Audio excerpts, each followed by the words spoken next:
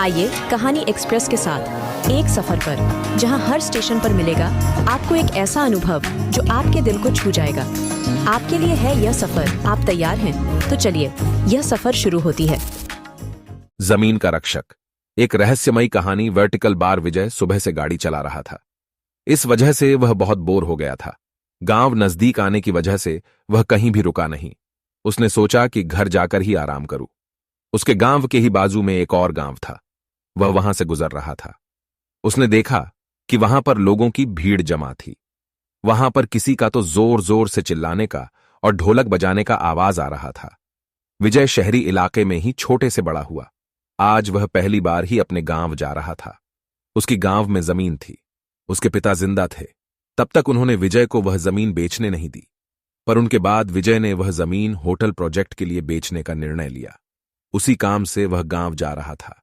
वह जिस गांव से जा रहा था, उस गांव में से उसे ढोल बजने की आवाज आ रही थी। उस उत्सव की मशाल से रात भी प्रकाशित हो गई थी। वह यह सब पहली बार देख रहा था। जब विजय उसके गांव में पहुंचा, तब उसने देखा कि उसका गांव भी बाकी गांव जैसा सजा हुआ था, पर वहां कोई भी उत्सव चालू नहीं था। उसने घर की देखभाल करने वाले भोला अंकल को पूछा कि इतनी सजावट किसके लिए है। तभी अंकल ने बताया कि कल गांव में भूत कोला होने वाला है, उसी की ही तैयारी है। अंकल उसे कुछ बताने वाले थे, पर विजय उनका कुछ भी सुनने के मूड में नहीं था। वह बहुत थक गया था, इसलिए वह सो गया। जब सुबह हो गई, तब होटल प्रोजेक्ट के आदमी उसे मिलने के लिए उसके घर आए। विजय ने उनको उसकी जमीन दिखाई। डील फाइनल हो गई। शाम को वह अपनी प्रॉपर्टी पेपर पर साइन करने वाला था। तभी उसे ढोल ताशे और चिल्लाने की आवाज आने लगी।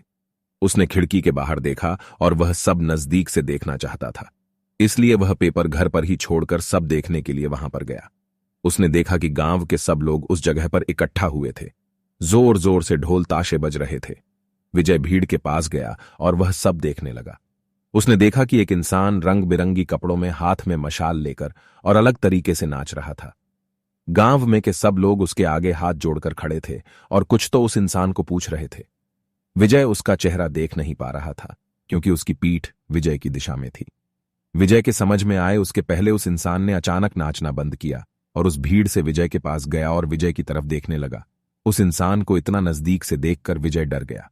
उस इंसान के चेहरे पर पीला रंग लगाया हुआ था, शरीर पर अलग अलग जेवर और सिर पर जंगली जानवरों का मुखौटा था। यह सब उस इंसान को अलग दर्शा रहा था। वह इंसान विजय को बहुत देर तक देखता रहा और अचानक वह विजय की तरफ देखकर जोर से चिल्लाया। उसकी आवाज सुनकर विजय डर गया। क्या करूं, उसे समझ नहीं आ रहा था। तभी वो इंसान जंगल की दिशा में भाग गया। उसके जाने के बाद गांव वाले विजय की तरफ आए। विजय को उनके चेहरे पर अलग ही डर दिखा। वह सब डरे हुए थे। सब लोग विजय को सावधान रहने को बोल रहे थे। उसके साथ कुछ तो महाभयंकर होने वाला था, पर विजय को यह सब गांव वालों की व्यर्थ बातें और अंधश्रद्धा लग रही थी। वह वहां से सीधे उसके घर गया। उसके पीछे पीछे उसके अंकल आए। वह बहुत डर गए थे। वह विजय को बोले, जो अभी तुम्हारे पर चिल्लाए वह पंजूरी भगवान थे, जो गांव के लोगों की ओर उनकी जमीन की रक्षा करते हैं और सभी विपत्तियों से लोगों की रक्षा करते हैं। वह हर साल भूत कोला में आकर गांव वालों की अड़चन को दूर करते हैं और उनके आने के आनंद से हम यह उत्सव मनाते हैं। अंकल विजय को बोले कि वह तुझ पर चिल्लाए, मतलब तुम जो जमीन होटल के लिए बेच रहे हो, उसके विरोध में पंजूरी भगवान है। यह सब सुनकर विजय जोर जोर से हंसने लगा।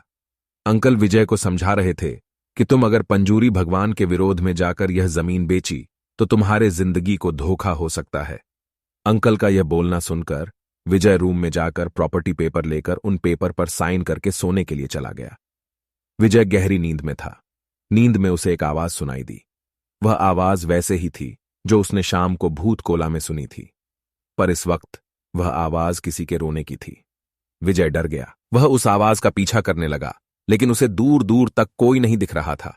उतने में हवा में से आग का एक भार विजय के पास आया और वह आग में से पंजूरी भगवान उसके सामने प्रकट हो गए और जोर से चिल्लाए।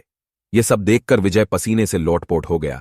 वह भागकर उसके गाड़ी में बैठा और वह गांव छोड़कर जाने लगा। वह जंगल के रास्ते से जा रहा था। तभी अचानक उसकी गाड़ी के आगे उसे कुछ दिखा। वह देखकर वह पूरी तरह सुन्न हो गया। उसकी गाड़ी के आगे सोने के दांतेदार और सोने का हार पहनने वाला एक जंगली सुअर उसके गाड़ी के आगे खड़ा था। विजय ने अपनी गाड़ी रिवर्स की। तब उसकी गाड़ी पास के पेड़ से टकराकर विजय का एक्सीडेंट हो गया।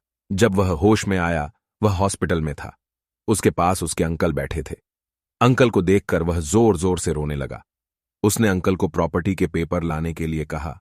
थोड़ी देर बाद अंकल वह पेपर लेकर आए। विजय ने वह पेपर हाथ में लिए और वह फाड़ दिए। हॉस्पिटल में से वापस आने पर विजय ने पंजीरी भगवान से क्षमा मांगी और वापस शहर चला गया। उसने अब शपथ ली कि वह यह जमीन कभी किसी को नहीं बेचेगा। पता नहीं विजय के साथ जो हुआ वह कौन सी दिव्य शक्ति थी कि कुछ सहयोग, पर जो हुआ वह विजय कभी भी भूल नहीं पाया।